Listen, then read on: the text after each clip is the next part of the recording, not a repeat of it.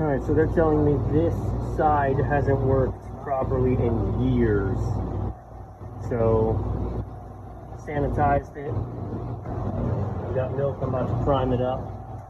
I verified that the beater spins, the pump runs. So, like I said, we're going to prime it, start the refrigeration. We'll check the sight glass, get gauges on it, see if we got a leak. Alright, well that didn't take long. Fired it up, and immediately left compressor low PSI, cabinet refrigeration. The cabinet refrigeration is weird because the cabinet's been working, but either way, the left side's going off on low pressure. So it's definitely a leak. I didn't even get back there to get to look to see if the sight glass was flashing, but more than likely it's not even flashing, it's empty. So I'm gonna go get some nitrogen, see if we can't do a leak check in there. All right, I'm connected. I've got nitrogen, I haven't put it in yet though. You can see my low side is slap empty, and my right side is just under 100. I'll go ahead and dump some nitro in there, give it some pressure. See what holds and what doesn't. Hang on. All right, so I put about 200 pounds on the high side. And then I just started listening for the squeal. And then I shut off the tank and I opened up my gauges so that I equalized. Well, not quite equalized. I stopped it before, but let's see. And so I was sitting at about 80 PSI on the low side, which would be plenty. So we're like 120 on the high side and 95 on the low side. So we'll watch while we do our leak checks. We'll watch and see which one loses pressure. This one was closed, so it wasn't leaking. That service port had no cap.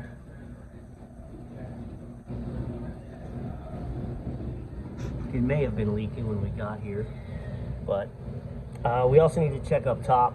Oh look, hey, here's the cap. Convenient. We need to check up top and see. Like I said, we'll get the leak detector, go at. There's a couple things that look sketch to me. This right here looks really sketchy to me. This isn't factory. And this is super close to that. We'll see what these guys did.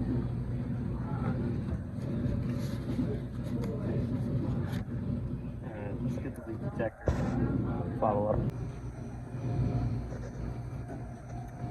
Any guesses?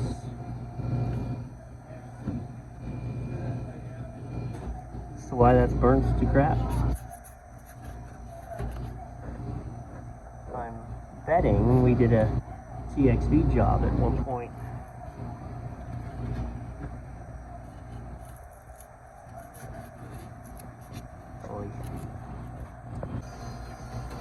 Alright, so literally just starting with where I think it looks sketchy, going crazy. I feel like that's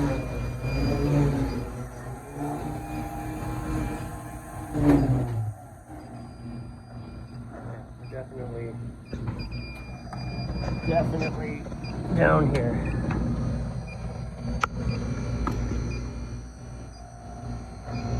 There's a repair.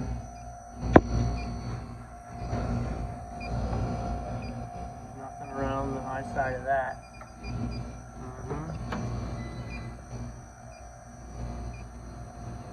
Also nothing around the line sets. But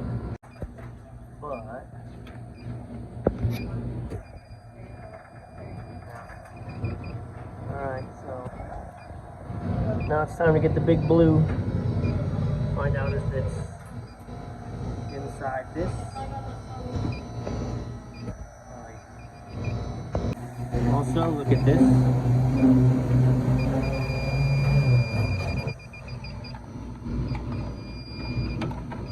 Because you've got just hitting that.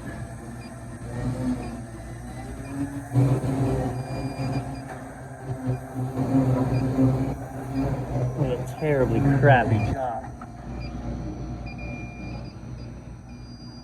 Yeah, we just gotta soak everything with Big Blue. See what we can see. I can't believe the bubbles aren't bigger, but I'm getting bubbles there. Got a little bit of bubbles on this terrible hack job. Right there on that torch job right there. Got bubbles on the bottom. Alright, we're back. There we are.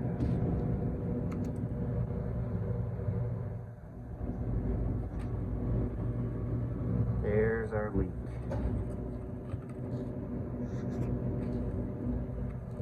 On the bottom side of that weld where it's hard to torch.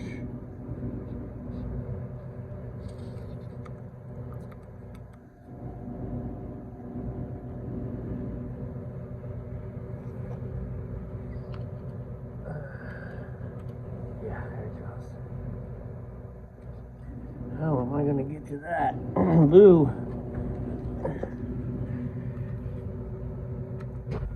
Alright, so the two welds there, it's the inner one. It's this weld.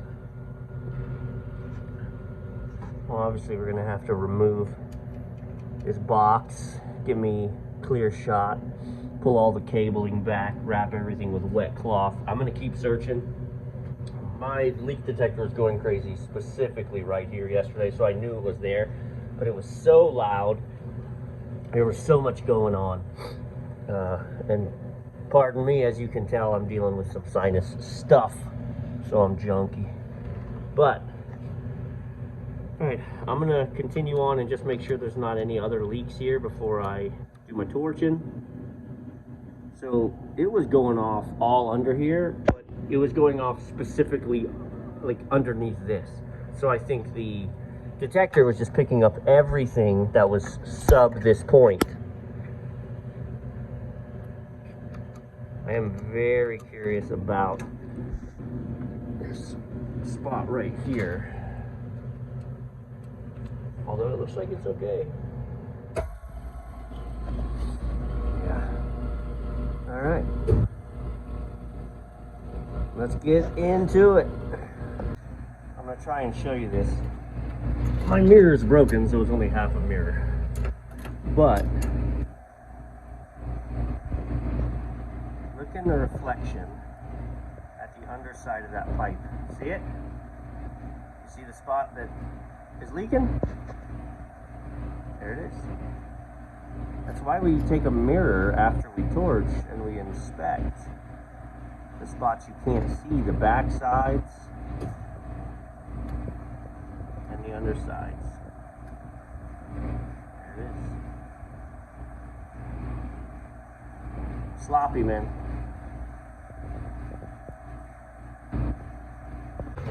Alright, so, and it's no small deal anytime you're torching, it's lots of stuff. So, pardon me, recovery machine, I had to pull out the Freon and the nitrogen I had in there. Now I've got nitrogen set up, running through. I've got my system open. I have my solenoid jumped. Here's where that's important. Listen, right? So I pull the solenoid off.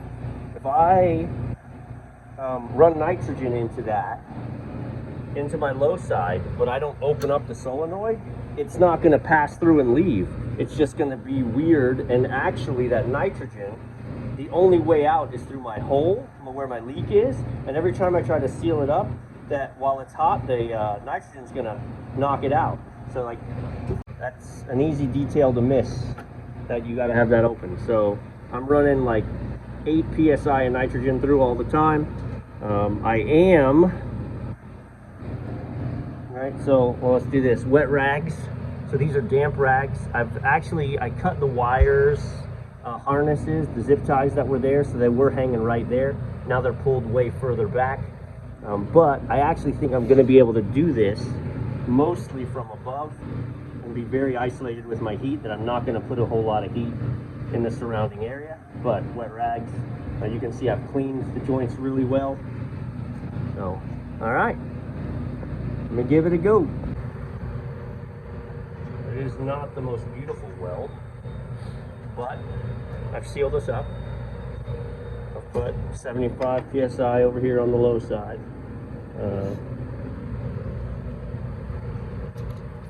Leaks gone. Let's see. Looking real good. Real good. No bubbles. Let's see. Is that bubbles or is that just foam? Let's clear it and see.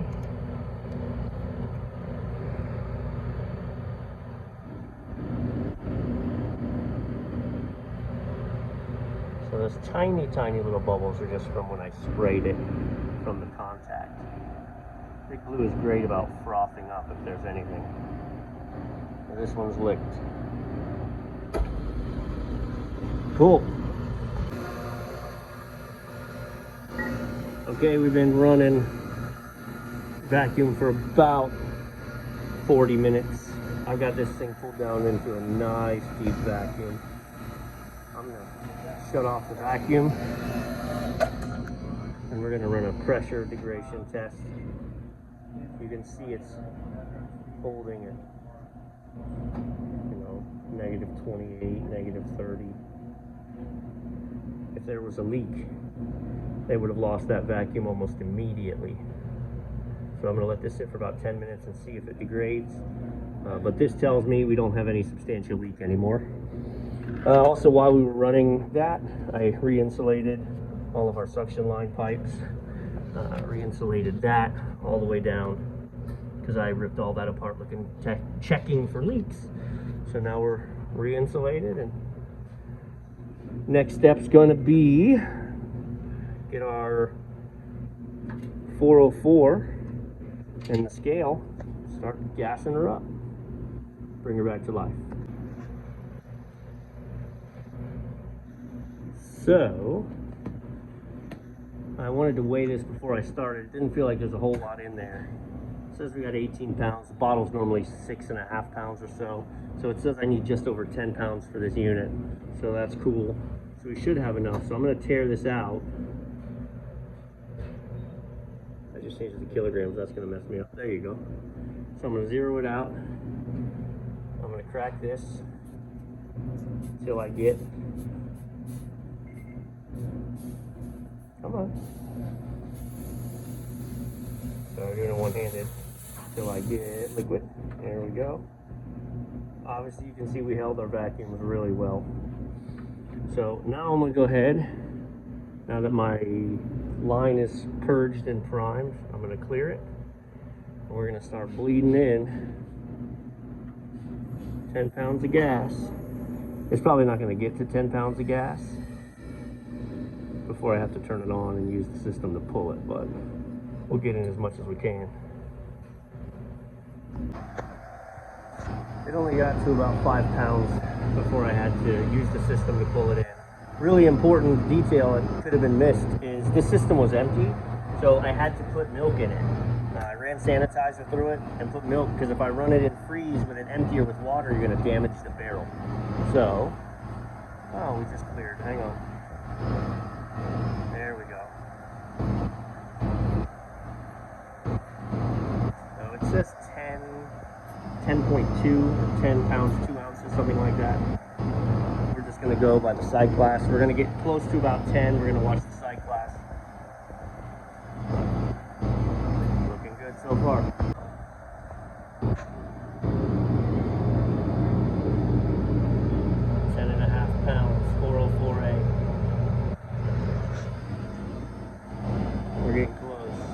Glass actually cleared up when I was just looking at it.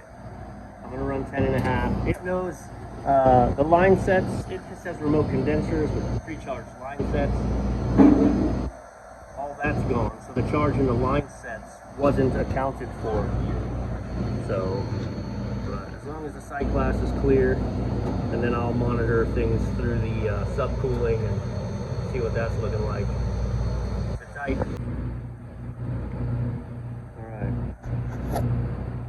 10.5 pounds. Sight glass is clear. It actually satisfied. Let's come into here and do actual temps.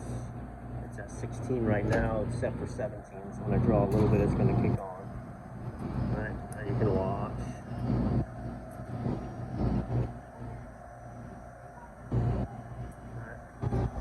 From a pressure's perspective,